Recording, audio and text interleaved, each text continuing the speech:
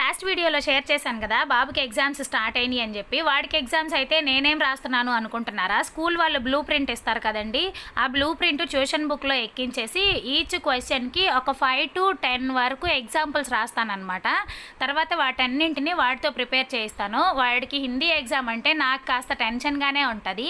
ఇక్కడ మాట్లాడేది హిందీయే అయినా హిందీలోనూ గుజరాతీలోనూ కొంచెం మార్క్స్ తక్కువే వస్తాయి నార్మల్ సబ్జెక్ట్స్తో కంపేర్ చేసుకుంటే, like English, maths, science, computer వాటితో అనమాట. ఇవన్నీ రాయించే ముందే ఒకసారి బారాకడి అలాగే తేరాకడి కూడా రాయిస్తాను. మాత్రాలన్నీ గుర్తుంచుకుంటాడు, రివైజ్ అవుతాయి అని చెప్పేసి. గుజరాతీలో కూడా మార్క్స్ తగ్గుతాయి, కాకపోతే పెద్దగా నాకు రాదు కాబట్టి ఎక్కువ టైం ఇవ్వనమాట గుజరాతీ కోసం. కానీ హిందీని అయితే ఖచ్చితంగా ఇంప్రూవ్ చేయాలనుకుంటాను. చదవడానికి బాగానే చదువుతాడు, మాత్రాల విషయంలోనే కొన్ని మిస్టేక్స్ చేస్తాడనమాట.